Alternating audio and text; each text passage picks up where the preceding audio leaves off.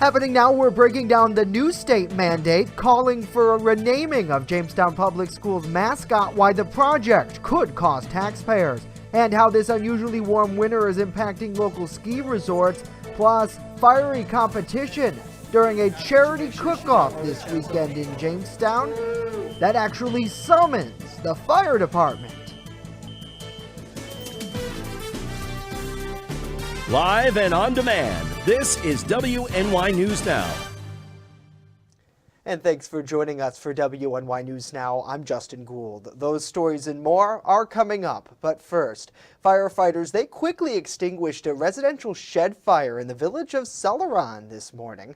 At about 8:30 Monday morning, the Celeron Fire Department was dispatched to the area of Dunham Avenue and West 10th Street for a reported structure fire.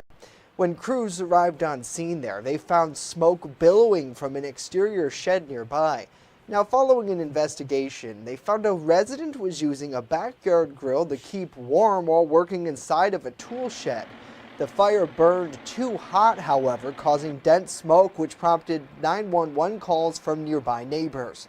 While it's not illegal to use an outdoor cooker, the Celeron Fire Department did spend time educating the resident about the dangers of using a cooker in an indoor environment, specifically for heating. Luckily, no injuries were reported. The Celeron Code Enforcement Officer has since been contacted to inspect the shed to make sure there was no structural damage as a result of the fire. Well, in what could be a costly project for the district, Jamestown Public Schools has been ordered to find a different mascot name. Bronson Rasmussen joins us live in the newsroom with continuing coverage on what officials have to say about the new name change requirement coming down from the state. Bronson? Justin, Jamestown Public School Superintendent Dr. Kevin Whitaker tells us discontent with the Red Raider name and Native American imagery has started over 20 years ago.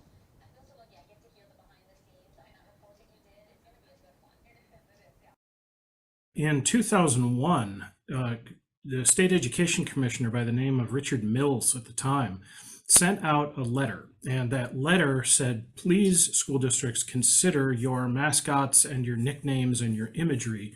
And in that letter, he did specifically mention Native American and indigenous peoples. According to the superintendent, if the district does not change anything, the school may not receive state aid at all. Our budget is nearly entirely funded by state aid. So with that Education Law 306 enabling the commissioner to withhold state aid if a school district were to disobey a regulation or a directive, which he clearly has given and is about to be voted on by the Board of Regents coming up here in April to make it official regulation.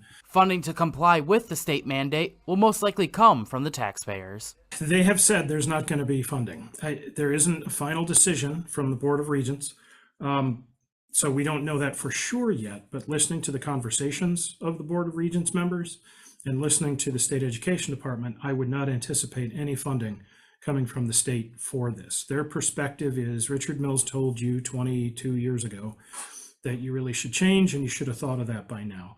In late 2021, the school board voted to discontinue the use of a jay with feathers. After consultation with the Seneca Nation of Indians about the misuse, at the time, the Red Raider nickname remained. In the end zone, on the back of the bleachers at Strider Field, in a number of other locations where it says Red Raiders, including uniforms, including other various expensive things that we need to address. Now, while the physical changes do not need to be completed immediately, a plan must be presented to the state by the end of the 2022-2023 school year, with all changes expected to be done by 2025. Reporting live in the newsroom, Bronson Rasmussen, WNY News Now. All right, Bronson, thank you very much. Well, there was a fiery competition during a charity cook-off this weekend here in Jamestown. In fact, the smoke in the kitchen, it accidentally tripped a automatic fire alarm. The second round of Channel 716's cooking competition, So You Think You Can Cook, took place at the St. Susan Center on Saturday night.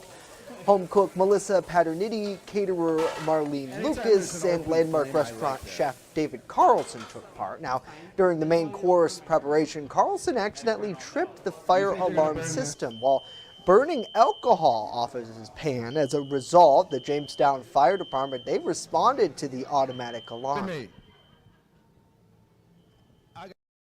It was me. I know it was me because the judge was right there, and I just, you got to take the alcohol off, and I knew I had to do that, and I knew, you got to tip the fire, get the flame, and I knew that was right when it happened. I'm like, yeah, it's going to go off.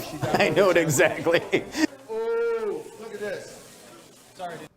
Thankfully, nobody got hurt there. Next weekend, a new round of chefs will compete in the televised fundraiser, which is open to the public. Filming starts this Saturday, March 11th at 6 o'clock. Doors open at 5:30. It's a $15 donation. You get to support the center, a behind-the-scenes look at production, as well as soup, dessert, and a beverage. Channel 716 and WNY News Now are proud to partner with the St. Susan Center for this initiative. Well, this year's unusual winter season, it's made it difficult for area ski resorts to keep their slopes open. However, one ski club in Cattaraugus County, they seem to have found the magic recipe for making snow. At Hollymont Ski Club in Ellicottville, the warmer days and cooler nights presented a big task this year to make snow and properly groom their slopes. The snowmaking system has been refined over the years to prepare for unusually warm winters like this one. In fact, the investment seems to have paid off, with General Manager Ed Umis planning to continue operations through the second weekend in April.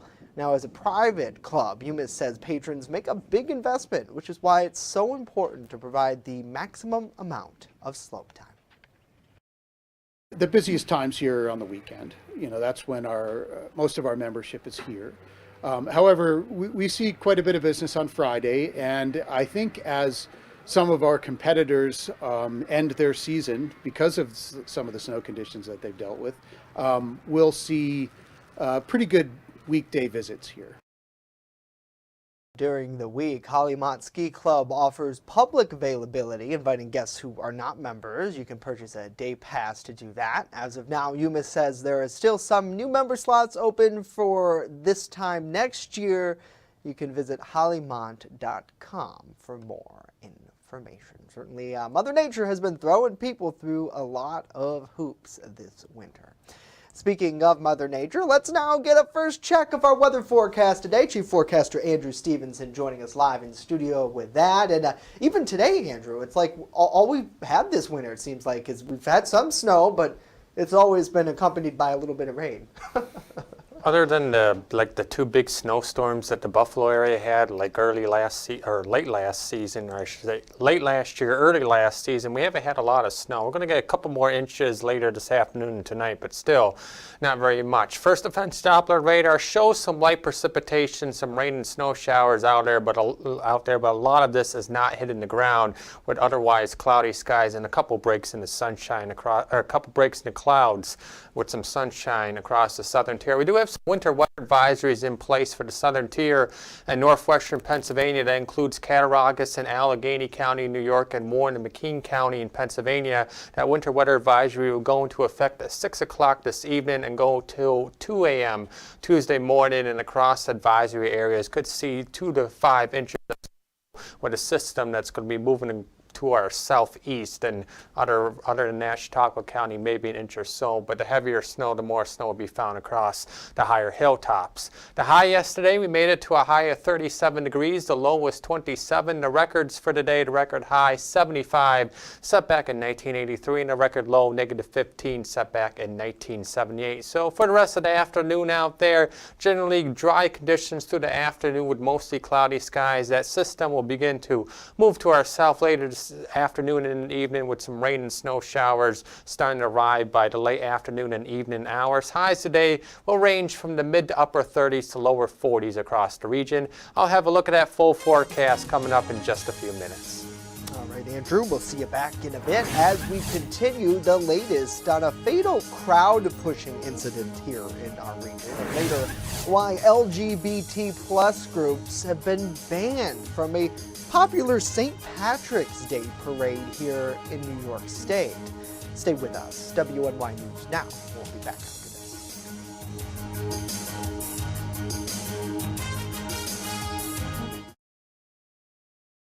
With coverage that matters.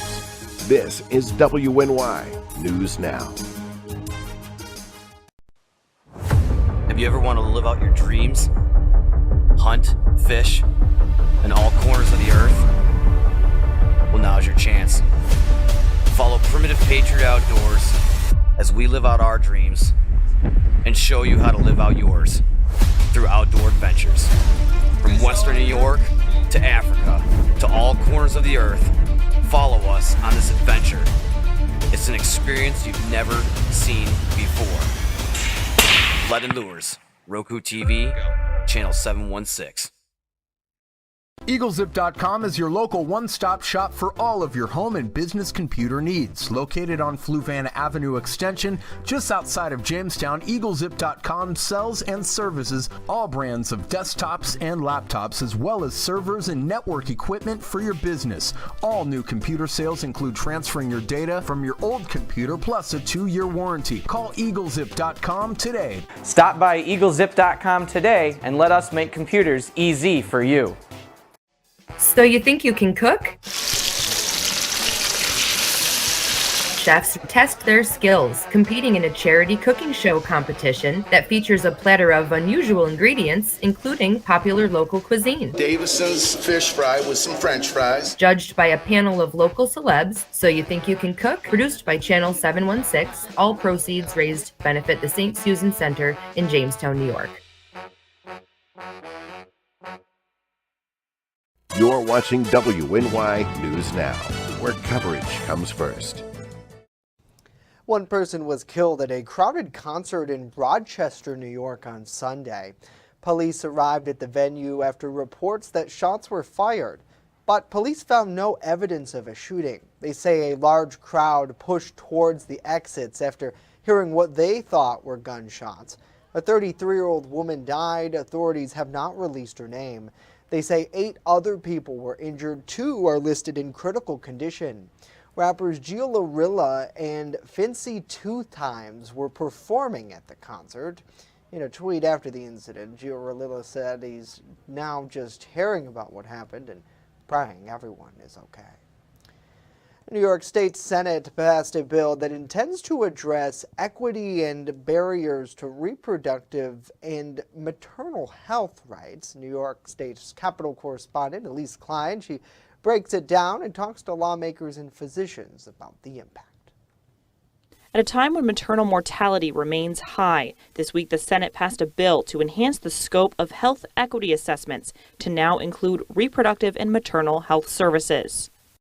We really need to not only reduce maternal mortality, but also expand access to services. Health equity assessments are collected by the New York State Department of Health. When WNY News Now reached out to the Department of Health, they said they would not comment on pending legislation. Senator Webb says this bill could help the legislature address what are known as maternal health deserts, where some communities have limited to no access to maternal health care. She hopes this legislation will lead to an expansion of resources. A physician with Guthrie Clinic says if care ranging from mammograms and pap smears to prenatal care isn't being provided, the likelihood of an individual's health suffering is very high. Women who do not get prenatal care, that they're at risk for preterm labor. They're at risk for the babies not growing properly. They're at risk themselves because we know that diabetes and high blood pressure are issues that some of our moms struggle with. Dr. Aragine says this bill is a step in the right direction in addressing barriers to care, like language and transportation, can increase positive maternal and reproductive health outcomes. The bill will now go to the Assembly floor for a vote, and if it is passed in the exact same language, it will then go to the governor's desk for her signature. In Albany, Elise Klein, WNY News Now. Thank you, Elise. Education advocates are keeping a very close eye on what will be included in Pennsylvania's state budget following a historic victory for fair funding advocates last month in the Commonwealth Court. And the court sided with petitioners and school districts who argued state leaders have failed to provide thorough, efficient, and education aid for all students. The trial highlighted disparities between school districts with stronger tax bases and those without. Many urban and rural school districts have been feeling the impacts for years and say the pandemic certainly did not help. Everyone's stretched and stretched thin, and the need just keeps going higher and higher. And COVID is just, it didn't create it, it just amplified it tremendously. Now, Governor Shapiro will deliver his budget address next week. Advocates and school officials like Superintendent Splitton are hoping for a fundraising boost and very curious to see what the governor's plans are for the future of the state education system. Well, the annual St. Patrick's Day Parade took place Sunday in Staten Island, New York, and like years past, parade organizers banned LGBTQ+ groups from taking part. The executive director of the Pride Center in Staten Island called the ban discriminatory and vile. Pride members held their own parade instead, and some city leaders joined in, including New York City's Mayor Eric Adams. Catholic leaders weighed in on the controversy, saying the parade celebrates St. Patrick and not sexual orientation. Well, coming up next, an update on the push to send more U.S. aid to Ukraine. Later, maple harvesting season officially is underway here in our region today. A look at some of the efforts to harvest that sweet, sweet syrup. But first, when we come back, Andrew has a full... Stay with us. WNY News Now. We'll be right back with Andrew's full weather forecast.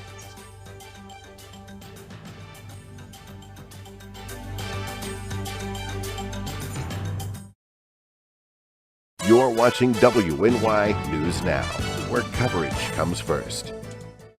I don't think that many kids in my son's school even do it. He makes fun of his friend who vapes. He would never try it. She's into soccer. She's on the honor roll. She's just not the type. No way. No way. No way. No way, my kid would never vape. Get your head out of the cloud.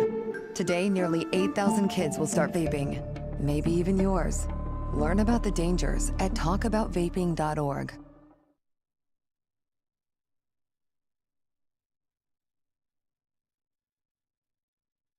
Slow down. Slow down and move over. Move over. When you see signs, Lights. Vests. please give us some room. Slow down. Slow down and move over. When you need help, It's our job To help you. to save you. despite the danger. This danger is real. Do your part. Please Slow down. Slow down. And move over. move over. There's an old saying, there's no news in the newsroom.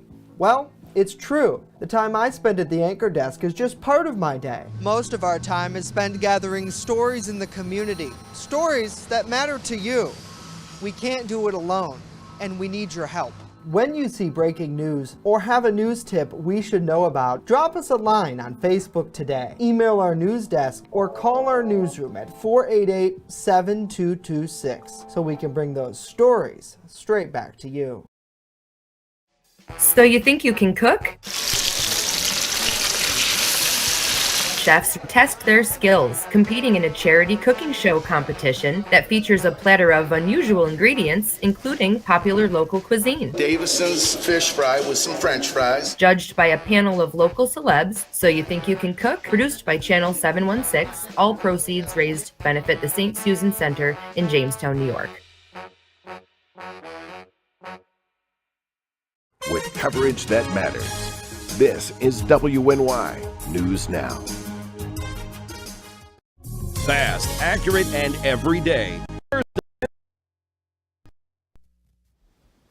Welcome back to WNY News Now. Current conditions in downtown Jamestown. We're under cloudy skies. The temperature at the Jamestown Airport as of noon was 35 degrees with an east wind of 7 miles per hour, and that's making it feel like 29 degrees out there with a wind chill. Here's the NOAA 8 to 14-day temperature outlook, which, unlike most of this winter, favors below average temperatures for the month of March, at least through the middle of March. below average temperatures across all of the country, from Chicago down to Kansas City, all the way down to Texas, even down as far south as Miami, Florida. Most of the country will be experiencing below average temperatures through the next few weeks, and it looks like even through the end of March. While it won't feel like spring going over the next couple weeks, we will be sprinting forward our clocks this upcoming weekend, which officially occurs March 12th at 2 a.m., but you can do that before you go to bed on Saturday. So when you wake up Sunday morning, the new sunrise will be at 7:34 a.m. The new sunset Sunday night will be 7:19 p.m. And while you're spring forward in those clocks, Saturday night, make sure you change the batteries in your smoke detectors and your NOAA weather radios. Here's what's happening across the Northeast right now. We do have some light precipitation showing up on radar across western New York, but that's not really hitting the ground.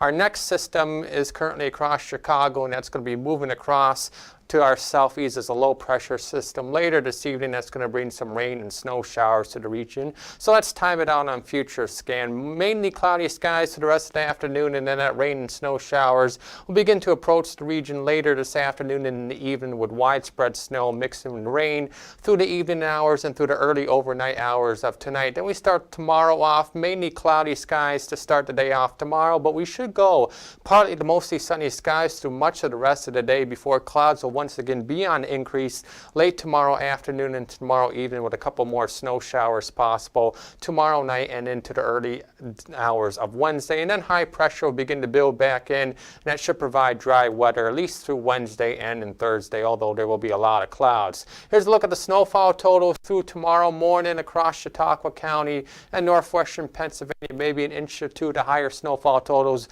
will be found across Cattaraugus and Allegheny County, with upwards of 2 to 4 inches, maybe even as high as 5 inches of snow possible later tonight into early tomorrow. Now the next 7 days from Ultimate Satellite Solutions. Tomorrow, partly sunny skies, temperatures in the mid-30s. On Wednesday, more clouds around, temperatures only in upper 20s close to Thursday. We keep it dry on Thursday with temperatures in the low 30s, and then like previous weekends, Friday will start off dry, and then another system will bring in another round of mixed precipitation. All depending on the track of that system, we may see again a little bit of everything, including rain, snow, sleet, and freezing rain, just depending on the track of the system. And then after some snow early on Saturday, high pressure begins to build in and will dry us out for the rest of the weekend.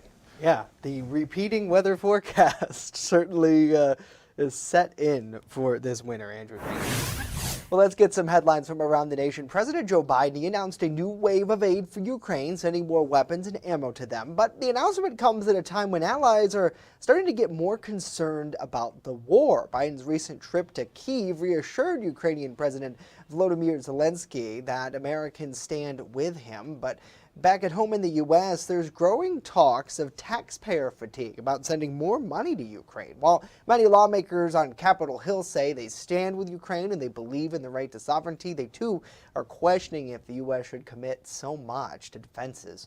Reports from the New York Times and other outlets suggest that there's growing concern among allies on how the war could shift if China were to step in to help Russia. Now, the Chancellor of Germany, he met with President Joe Biden last week to instead use their influence in Moscow to press for the Russian withdrawal of troops and weapons supplies. Now, Friday, Chancellor and Biden met together. They're part of trying to squash any doubt here about Germany and how allies might be veering off course. Together we work lockstep to supply critical security assistance to Ukraine, and from everything from we've done it in lockstep. Ammunition, artillery, armored tanks, air defense systems, and we've been together throughout this. You help Ukraine meet its basic needs like food, health, heating, and you continue to give them, maintain the pressure on Putin, and it is undercutting his ability to fight this war. And so as NATO allies, we're making it more capable. Now, in brief remarks in front of the press, the Germany's chancellor reaffirmed their working relationship between our two countries and mission to help Ukraine going forward. Well, a second Norfolk Southern train derailed near Springfield, Ohio over the weekend, a little month after another train derailed carrying toxic materials in East Palestine. A shelter in place now lifted after no hazardous materials were found on board the 212-car train, but there is still fear about the rise in train crashes. Isabel Rosales has more. This derailment, as all derailments, will be fully investigated and the findings will be turned over to the Dramatic video showing the moments a Norfolk Southern train derailed in Clark County, Ohio, Saturday. The crash prompted a temporary shelter-in-place order for those living 1,000 feet from the derailment. No injuries were reported. There was like a loud slam noise, and that's when I started noticing all the debris and all the gravel. 20 of the 212 cars derailed, with 4 tankers containing non-hazardous materials, according to Springfield Township Fire Chief Dave Mangle. Crews from Norfolk Southern, the EPA, and a Clark County hazmat team examined the crash site Saturday night. 4 tankers identified with non-hazardous materials. 2 tankers contained residual amounts of diesel exhaust fluid, and the other 2 tankers contained residual amounts of polyacrylamide water solution. Officials determined the derailment was not in an area with a protected water source and did not pose a risk to the public water system or private wells. Meanwhile, Ohio Senator Sherrod Brown says while other state officials seem to be pretty satisfied with the company's response, he is not. I'm not entirely satisfied because I want to know there are some sort of remnants of something that might have been in those cars. Those cars were mostly empty, but I want to know if there are any contaminants sort of left in those mostly empty cars. The latest derailment in Ohio comes as crews are still working to clear the toxic wreck of another Norfolk Southern train in East Palestine, more than 200 miles away. I'm Isabel Rosales reporting. The last surviving member of Lynyrd Skynyrd has died. Guitarist Gary Rosington was 71 years old. The Southern rock band announced the news on Facebook Sunday. No cause of death was given, but Rosington had previous heart problems.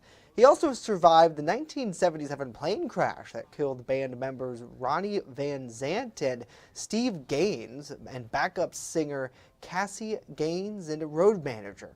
Rosington was inducted into the Rock and Roll Hall of Fame in 2006. It's unclear now if they will continue a Lynyrd Skynyrd tribute band, which he was a part of. Well, coming up next, look at maple production in our region when we come back. You're watching WNY News Now, your source for breaking news. On this episode of Lead and Lures, pro staffer and lethal lady Caitlin Armstrong takes out her big Ohio buck. Months of hard work, dedication, and scouting have led her to this moment. You're not going to want to miss this episode of Lead and Lures on Channel 716 Roku TV.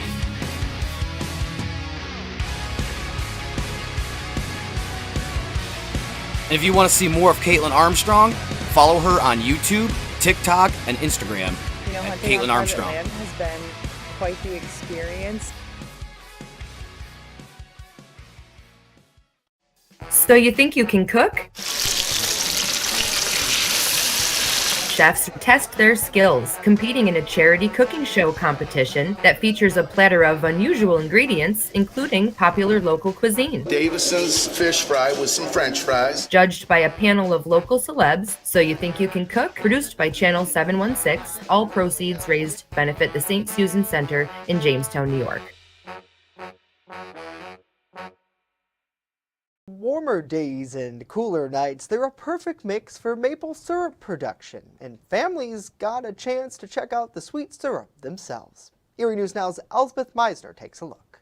From the tree tapping to the bottles of maple syrup, families learned just what it takes to produce maple syrup with Asbury Woods Maple Fest this weekend. People really enjoyed learning about the maple syrup process. I've been really surprised and excited by how interested people are in the maple syrup process, and so they can come here, they can learn all about it, but also try some maple products and purchase some locally made products as well. Asbury Woods officials brought people into the sugar bush where trees are tapped, a new lesson that Thea Gerner learned more about on Sunday. So I learned that there is more than one kind of tree that produces like different maple syrup.